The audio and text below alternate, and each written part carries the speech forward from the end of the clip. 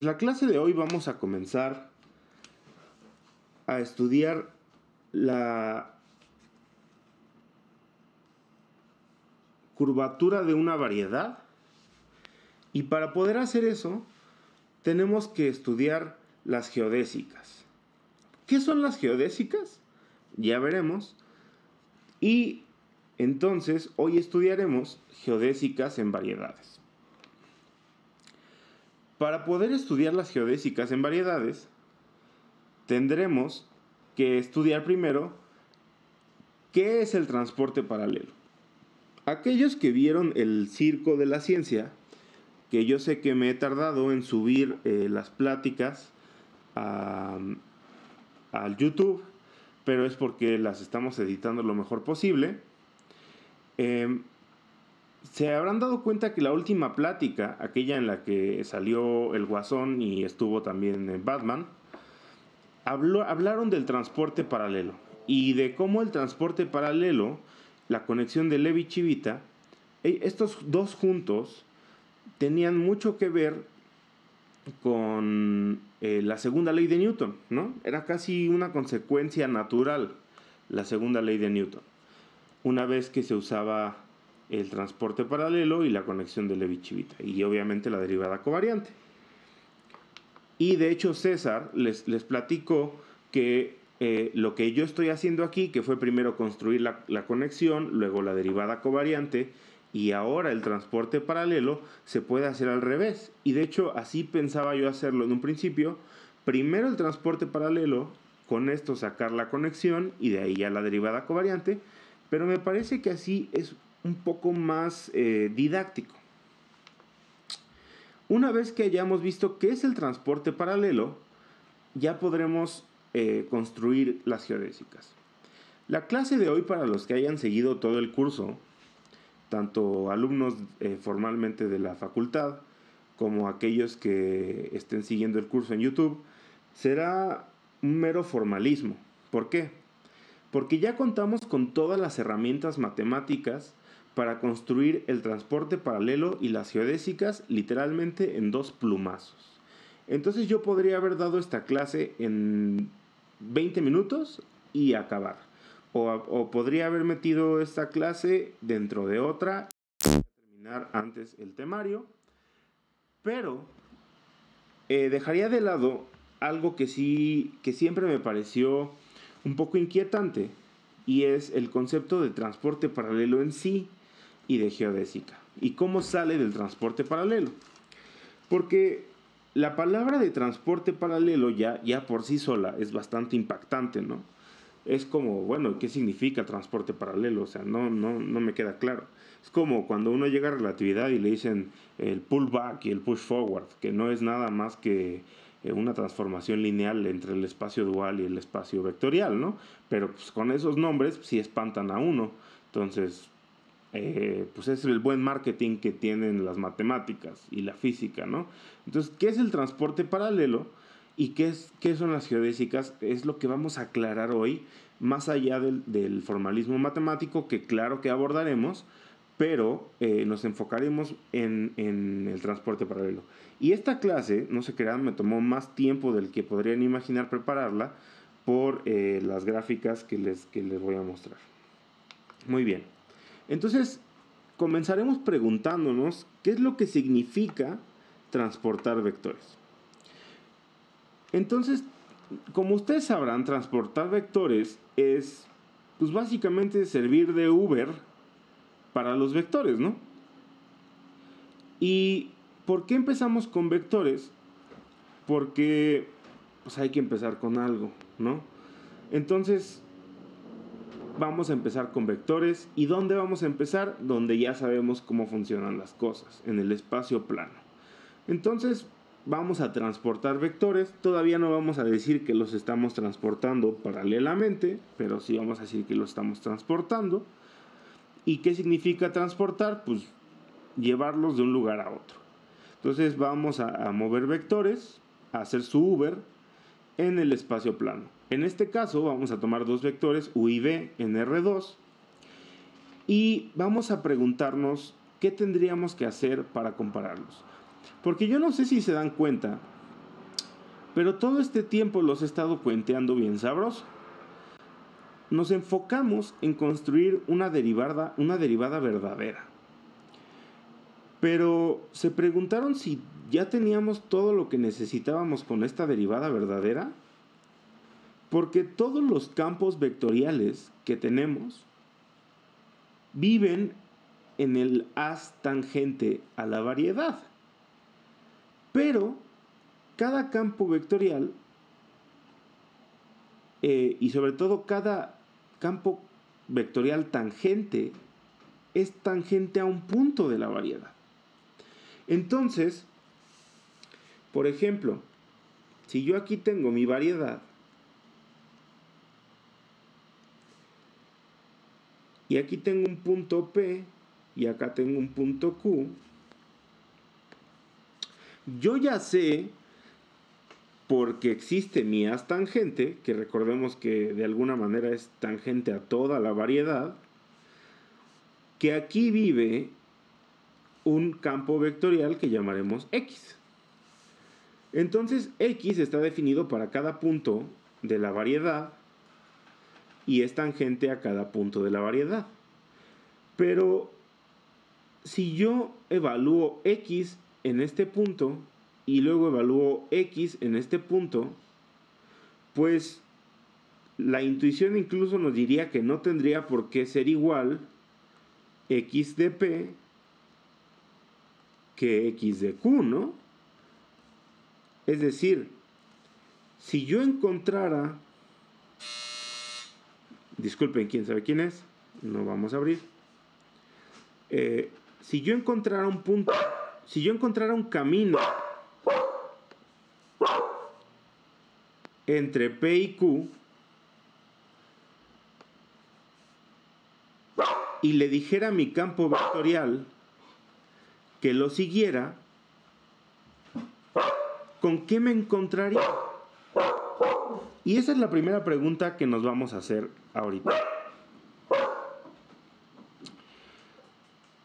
Es decir, yo quiero tener una manera de comparar a X en P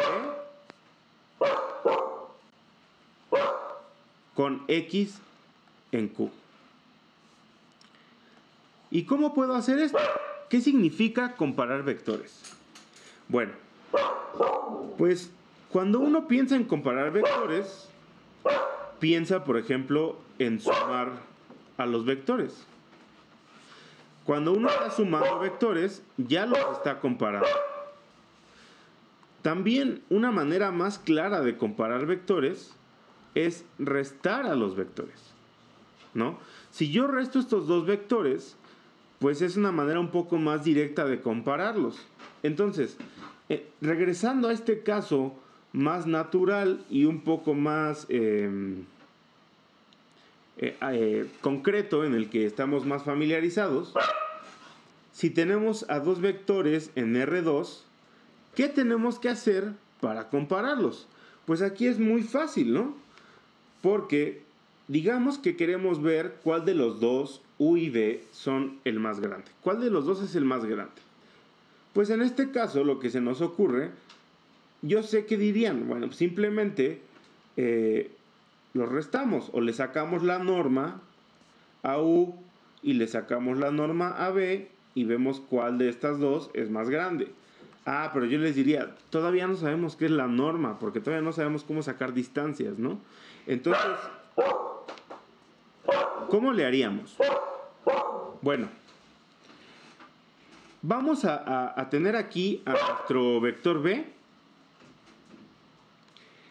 y como por arte de magia va a aparecer nuestro vector U, ¿no?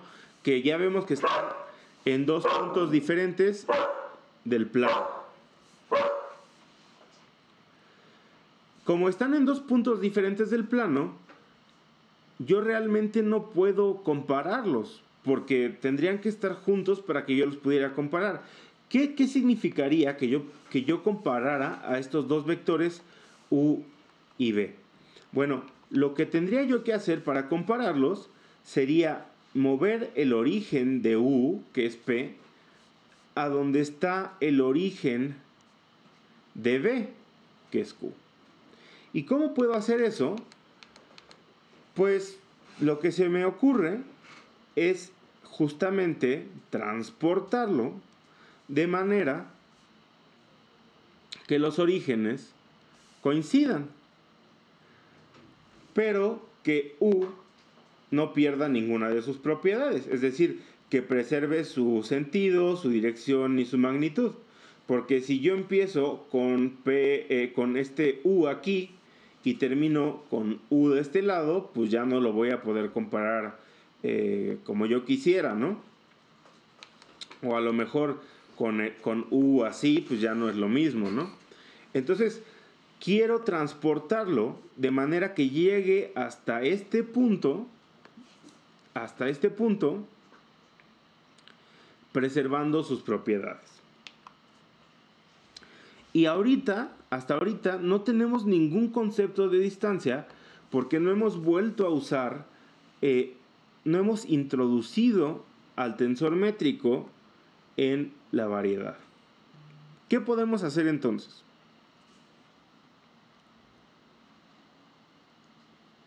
Muy bien. Lo que debemos hacer es encontrar alguna forma de llevar a U hacia B o viceversa. ¿Y qué significa llevar a U hacia B? Bueno, lo que esto significa es trazar una especie de camino desde el origen de U, o sea P, hasta el origen de B, o sea Q. Y una vez trazado este camino, hay que decirle a U que lo recorra, es decir, transportarlo. Perfecto. Entonces, ¿cuál es el camino más sencillo que le podemos decir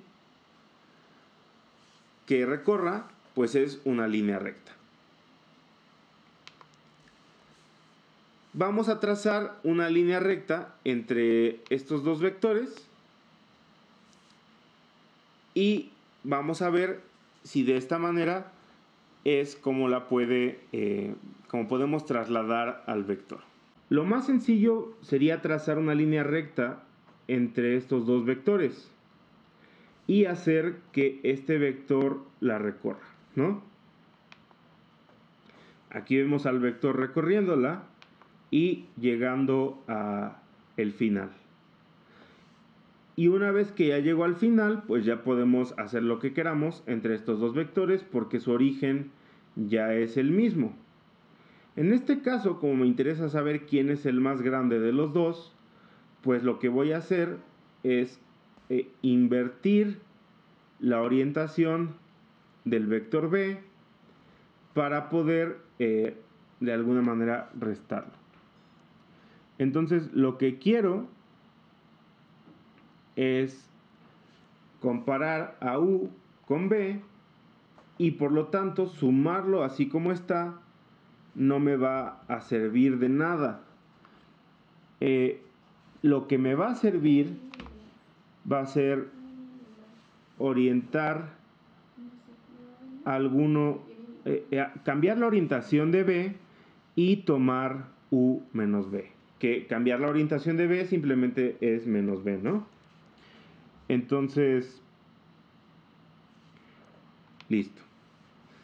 Así sería cambiar la orientación de B y de esta manera tenemos a U.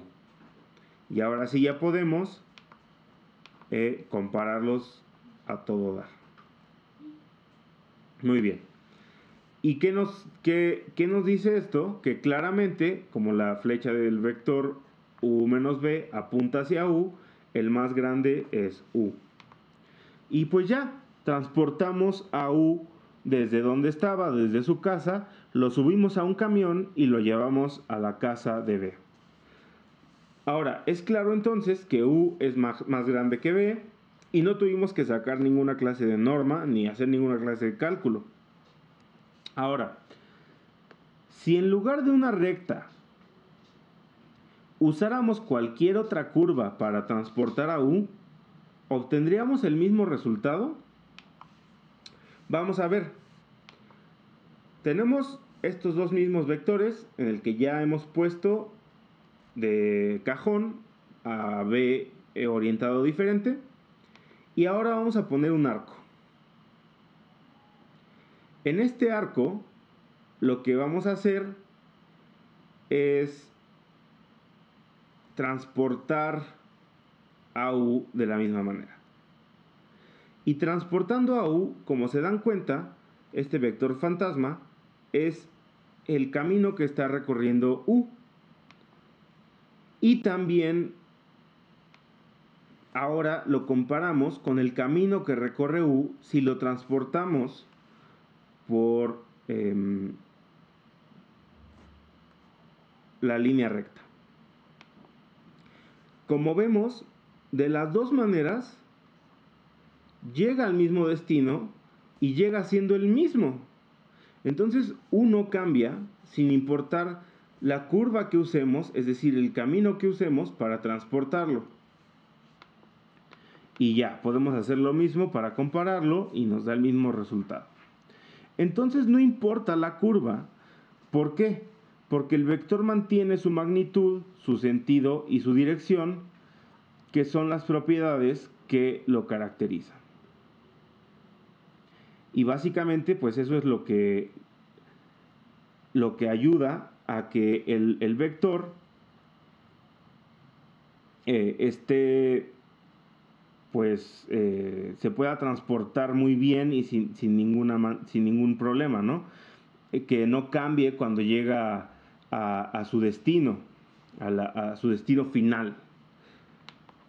Sin embargo, hay que tener un par de cosas en cuenta. Que estamos haciendo esto, para empezar, en el espacio plano, y que estamos tratando con la versión transportada de U, más no con U.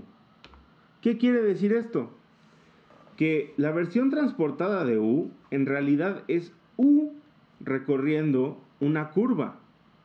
Y esto va a ser igual a U tilde, donde alfa en R2 es una curva.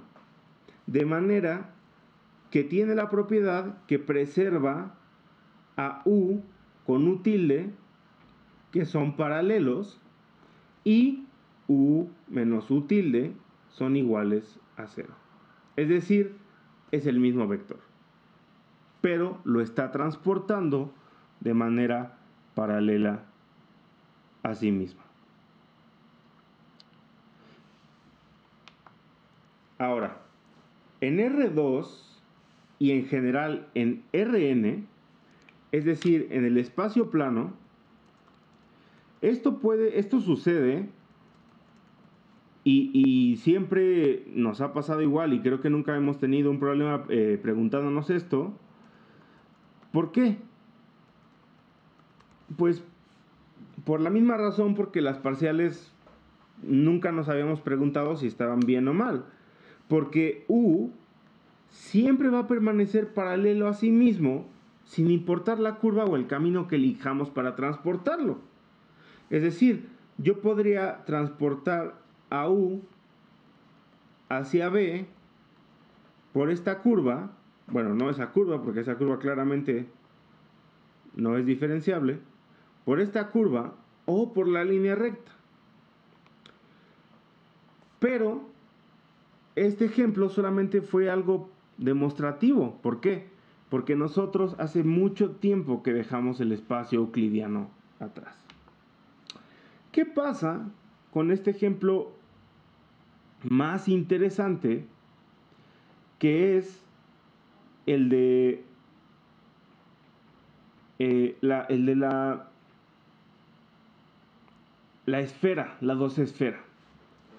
Tomemos a la dos-esfera, que es simplemente la esfera en dos dimensiones, y a un vector tangente a cualquier curva en ella, un vector tangente U. Y vamos a transportar a este vector U a lo largo de un camino que lo lleve de vuelta al principio. ¿Por qué queremos esto? Porque ya vimos que en realidad no necesitamos comparar al vector con otro vector, sino que lo único que necesitamos es una curva y comparar al vector consigo mismo a través de esa curva, a lo largo de esa curva. Entonces, ¿qué tal que sobre esa esfera yo transporto a mi vector y hago que llegue al punto inicial? Y de esta manera lo puedo volver a comparar con quien era en el principio y vemos si el camino lo cambió. Si después de recorrer un largo camino lo cambió. Entonces aquí vamos a ver primero la esfera como tal, el vector, que espero que se vea que es claramente tangente a esta curva, y el camino que está en rojo, que vamos a hacer que recorra hasta que regrese al punto inicial. Y vamos a ver si el vector siempre, cuando llegue aquí al final, va a ser exactamente el mismo, o por lo menos va a ser paralelo a sí mismo. Lo que esperaríamos, por nuestra experiencia con el espacio plano, es que el vector se mantenga paralelo a sí mismo durante todo el recorrido, ¿no? Lo que va a implicar que al volver al inicio, el vector que ya transportamos y el vector original por lo menos sean paralelos. Quizá haya cambiado de longitud, lo cual sería un poco extraño, pero por lo menos tendrían que ser colineales. Vamos a ver si ese es el caso. Entonces, aquí tenemos lo que pasa. Si se dan cuenta, el vector aquí es paralelo a sí mismo. Obviamente cuando cambia hacia acá, pues ya no va a ser paralelo a sí mismo. Pero, ¿qué quiere decir esto? Que cuando regresa, esto no nos interesa. Todo lo que pasa antes no nos interesa. Vector, tu pasado no nos interesa. Lo que nos importa es el final de tu camino. Cuando llegue al final, el vector tendría que volver a ser el mismo que era antes. Y como en la vida, cuando el vector ha recorrido el final del camino, está cambiado. ¿Se dan cuenta que ya no es colineal? Ni siquiera es paralelo, que es lo mismo que colineal.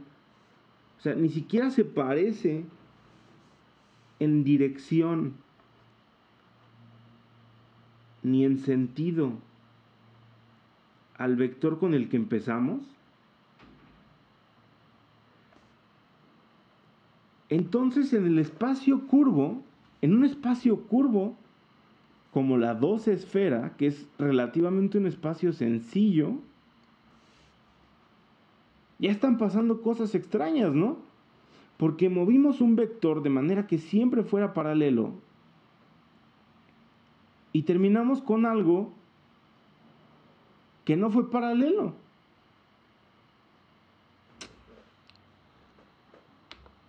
El vector no es paralelo a sí mismo después de que lo transportamos.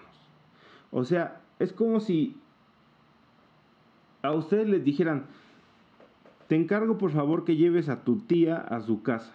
Y cuando la llevan de su casa, de ustedes, a la casa de su tía, cuando llegan a casa de su tía ya no es su tía es su prima. Pues ya no tiene sentido, ¿no?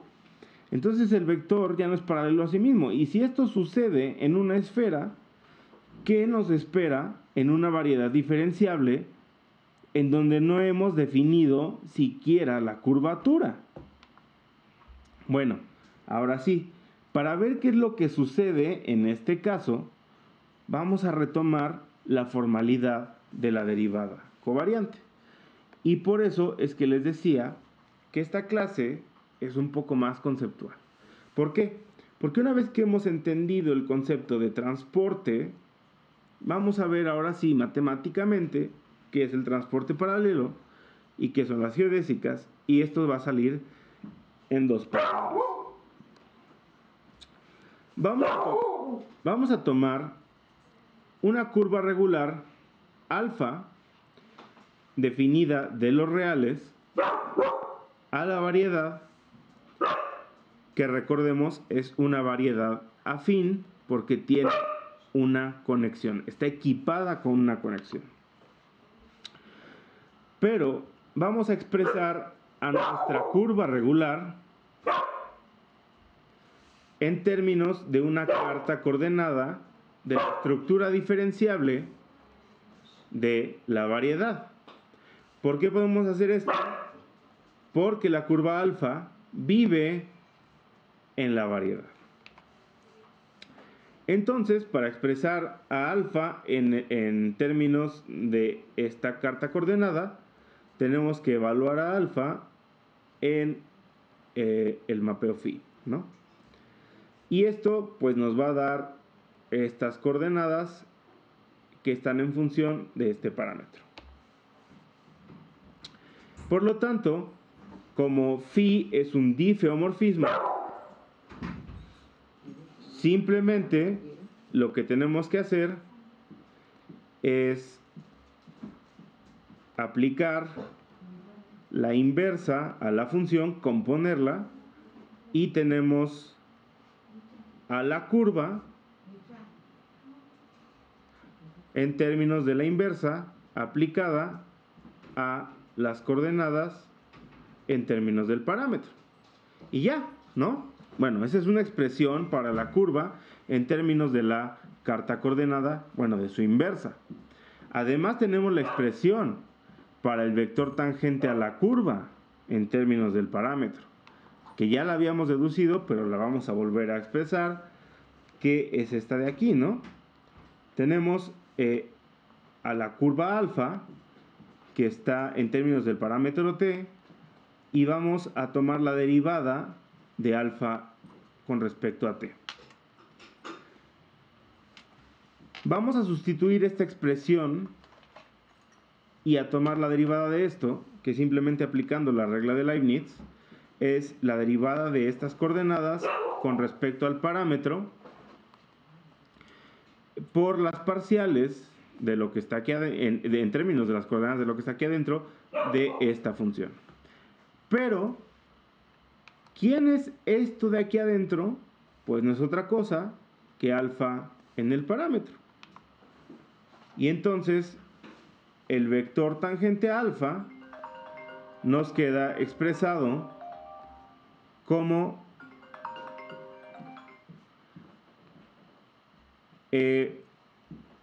las coordenadas derivadas con respecto al parámetro t multiplicadas por las parciales de alfa en términos de la carta coordenada que elegimos. Y esto ya lo sabíamos, ¿no? De aquí podemos sacar el parámetro t y dejarlo expresado simplemente para la curva alfa. Y esto es el vector tangente para una carta coordenada. Esta expresión ya la teníamos. Simplemente estoy recapitulando. Este es filler, como filler de Naruto. Ahora, recordemos también que la semana pasada habíamos obtenido la expresión para la derivada covariante de un campo vectorial y después lo hicimos para un campo de tensores, es decir, para un tensor o para un campo tensorial, en términos de un parámetro o de cualquier curva que estuviera contenida en la variedad. ¿Cómo llamamos a esta derivada covariante? La llamamos la derivada absoluta. ¿Y cuál era la fórmula o la expresión, para no sonar ofensivo, para esta derivada absoluta? Era esta de acá, ¿no? en la que teníamos, esta era nuestra expresión, que también podíamos escribir como de la curva, de x era igual a esto de aquí adentro por el elemento de la base, ¿no? Que si se fijan era la derivada con respecto al parámetro del campo vectorial, y aquí ya me volé el signo, aquí lo tapé, más el campo vectorial por este de aquí, este mono loco, por los símbolos de la conexión. Entonces recordemos esta expresión porque va a salir ahorita, justamente ahorita. ¿Por qué? ¿Qué significa, en términos de la variedad, que un campo vectorial X se mantenga paralelo a sí mismo a lo largo de una curva alfa de la variedad? Pues, si esta de acá era la derivada con respecto al parámetro de la curva, pues básicamente significa que este campo vectorial se mantenga constante con respecto al parámetro de la curva. Es decir, que su derivada con respecto al parámetro de la curva sea 0. Esto significa que al transportar este campo vectorial a lo largo de la curva que tiene este parámetro, el vector no cambia, es decir, permanece paralelo a sí mismo. Puesto bonito, a esto se le llama el transporte paralelo. Y decimos que un campo vectorial del haz tangente a la variedad afín, ¿y por qué digo afín? Porque aquí ya no me basta con que sea diferenciable, sino que tiene que ser afín, tiene que tener una conexión afín equipada. Entonces decimos que un campo vectorial del haz tangente a la variedad es paralelo a lo largo de una curva de la variedad si se cumple que la derivada absoluta con respecto al parámetro del campo vectorial es 0. Esta definición de un campo vectorial paralelo a sí mismo a lo largo de una curva obviamente puede expresarse en términos de la ecuación, pero pues es más bonito expresarla así, ¿no? Para escribirla aquí adentro de un cuadrito. Pero es mucho más útil escribirla así, que es simplemente la expresión que teníamos para la ecuación. Y de aquí podemos sacar un montón de cosas. Bueno, no un montón, pero sí dos. Para empezar, que a esta ecuación se le conoce como la ecuación de transporte paralelo. Si un campo vectorial cumple con esta ecuación, decimos que el campo vectorial se transporta paralelamente. Ahora, imaginémonos el caso de nuevo en el que estamos en la conexión que llamamos conexión canónica o conexión euclidiana y que otros autores denominan la conexión de Christoffel. Ahora saben por qué cuando estamos en esta conexión, en la conexión de Levi-Civita, estos símbolos se llaman de Christoffel. Pero bueno, esta no es una conexión de Christoffel en realidad, por eso está mal dicho que sea una conexión de Christoffel. Yo le digo la conexión euclidiana. Cuando estamos en esta conexión, estos valen 0 y entonces todo esto vale 0. Y entonces, ¿qué tenemos? Pues tenemos esta ecuación. ¿Y qué quiere decir esta ecuación? Que el campo vectorial es constante. Entonces, en el espacio plano, todo campo vectorial que se transporta paralelamente es constante. que es justamente lo que está aquí puesto, ¿no? En el caso en el que todos los símbolos de la conexión se anulan, el transporte paralelo de un campo vectorial se reduce a esto de aquí. ¿Y esto a qué corresponde? Pues que sabemos que si todos los símbolos de la conexión se anulan, estamos trabajando en el espacio euclidiano. Y si un campo vectorial se transporta paralelamente sobre una curva en una variedad diferenciable plana, estamos tratando con un campo vectorial constante. Es decir, si en una variedad afín, una variedad diferenciable, que está equipada con la conexión plana, con la conexión del espacio euclidiano, tenemos un campo que se transporta de manera paralela, un campo vectorial, automáticamente podemos dar por hecho que el campo vectorial es un campo vectorial constante. ¿Qué otra cosa podemos sacar de esto?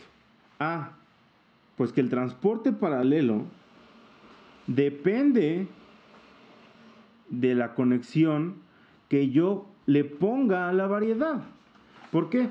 Porque a lo mejor yo tengo la misma variedad y primero le puse esta conexión y pues me dio esto.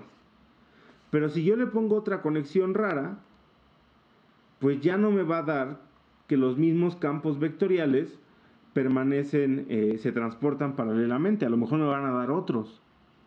Y entonces, cada conexión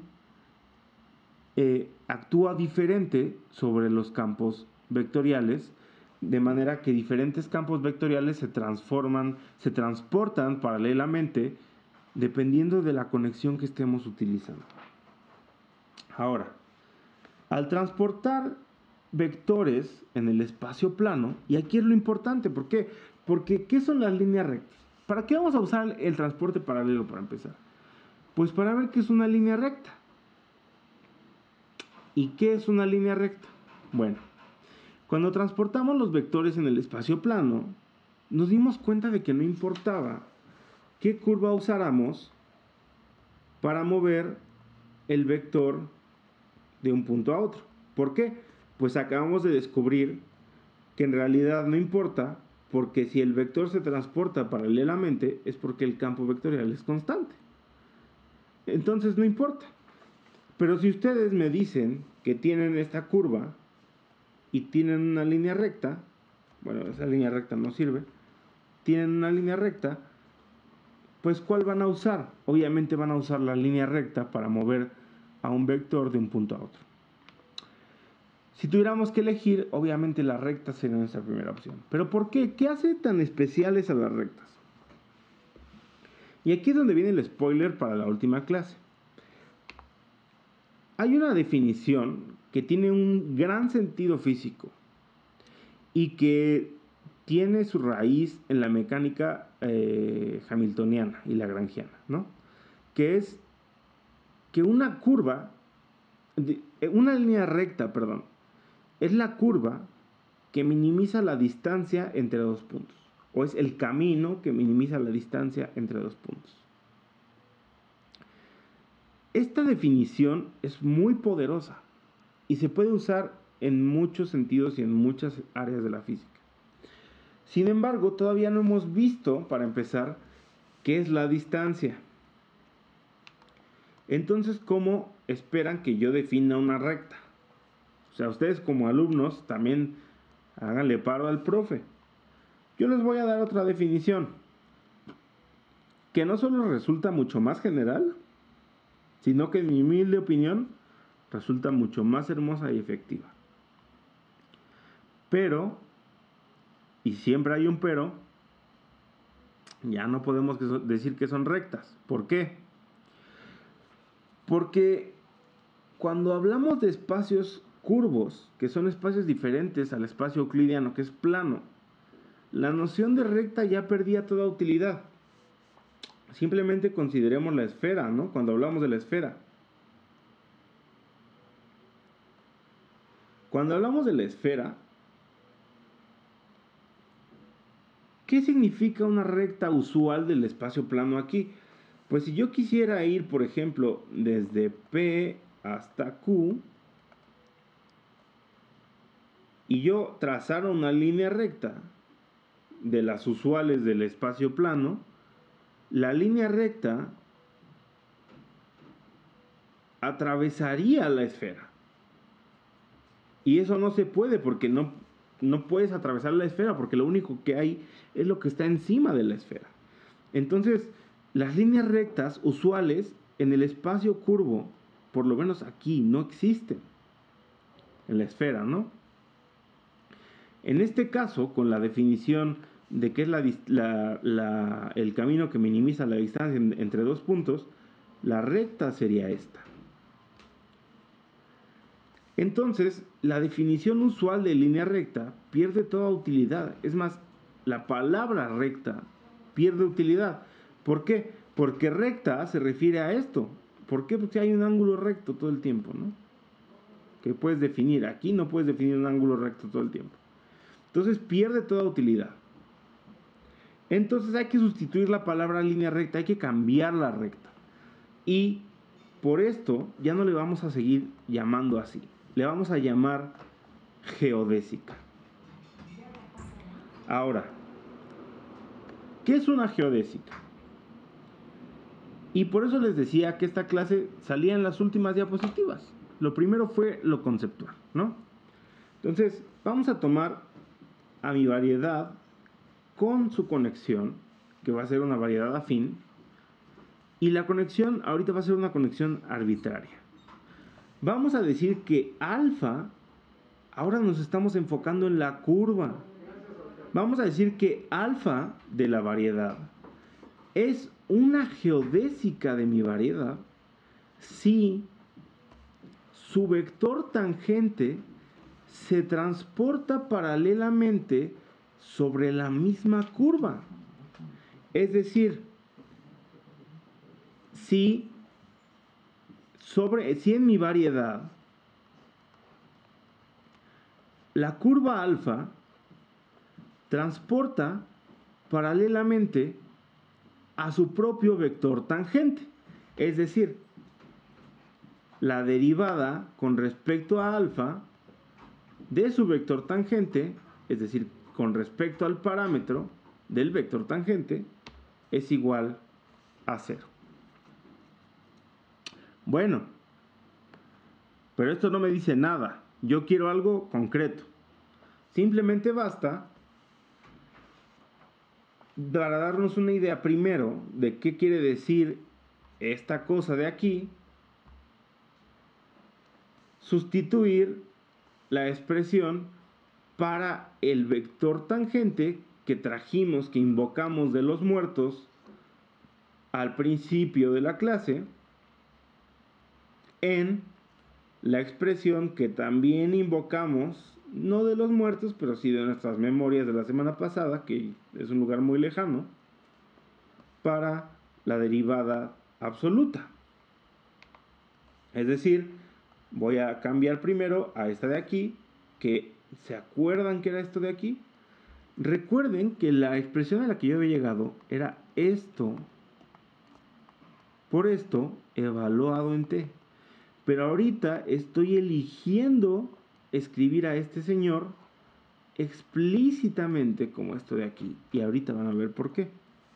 Y a eso lo voy a derivar con respecto al parámetro. Muy bien. Entonces, ahora, pues simplemente se acuerdan que yo ya tenía una expresión para esta de acá. O sea, porque yo podría aplicarle la conexión o la derivada covariante o la derivada absoluta a esto de aquí, pero pues yo ya tenía la expresión y eso voy a hacer, ¿no? Yo tenía que esto era igual, o sea, yo tenía que esto de aquí era igual a la derivada con respecto al parámetro de mi campo vectorial más esto de acá por este señor bien chistoso por los símbolos de la conexión. Y entonces ahora solo tengo que sustituir aquí la expresión en coordenadas de mi curva, que es esto de aquí.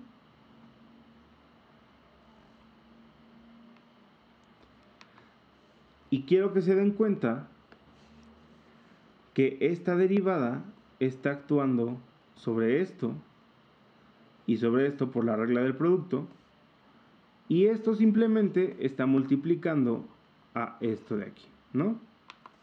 Entonces, al dejar actuar a esta derivada con respecto al parámetro sobre esto de aquí, lo que nos da es esto de aquí. Que dense cuenta que esto es simplemente 0 porque está derivando con respecto a un parámetro a las parciales. Pero esto de acá, estás derivando la derivada con respecto al parámetro. Y esto sí que tiene sentido. ¿Por qué? Porque es la segunda derivada con respecto al tiempo de las coordenadas en las que está expresada la curva. Y ahora, esto multiplicado por todo esto, simplemente estoy eligiendo poner hasta acá afuera, estas de acá, y ahorita van a ver por qué. Este ya dijimos que se iba a 0, y entonces me quedo con esta expresión. ¿Y qué es esta expresión? Bueno, vamos a darnos cuenta que este y este son el mismo, que en realidad este debería ser C y este también debería ser C, pero se me fue la onda, pero bueno, ignórenlo. Y entonces lo pateamos afuera de la expresión y dense cuenta que esto es, este de aquí es el elemento de la base y este de aquí es aplicado a la curva alfa. Entonces en realidad mi expresión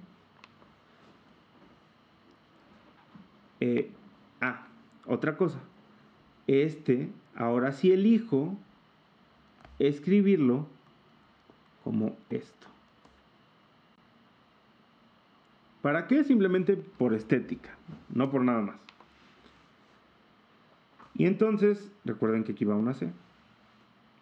Tengo esta expresión con su vector tangente, con su vector de la base, aplicado todo en alfa.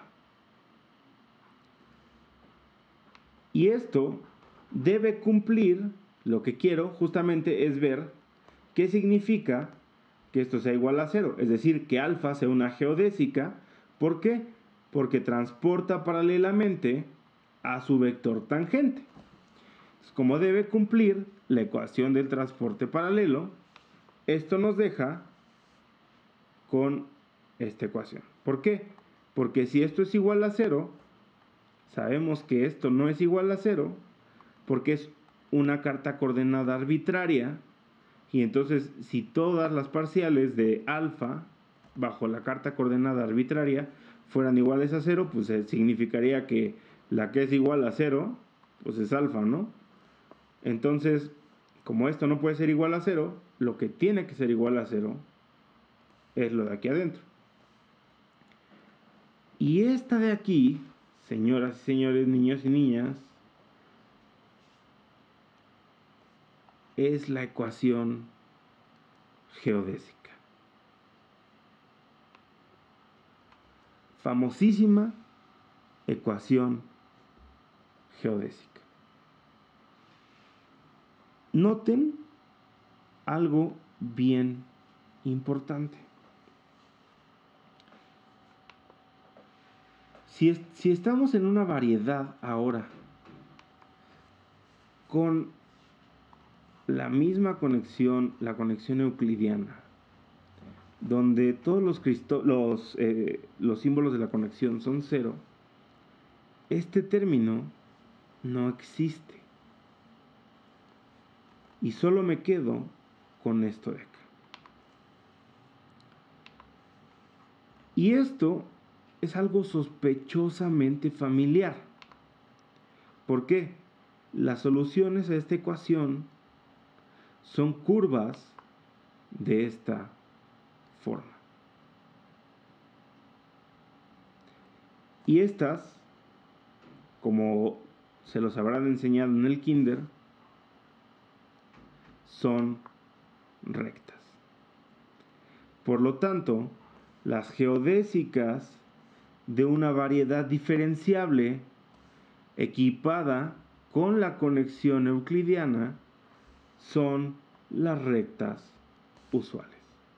Es decir, que las líneas rectas que tanto amamos, conocemos y a las que tantos estamos acostumbrados no son otra cosa que un caso particular de una geodésica sobre una variedad.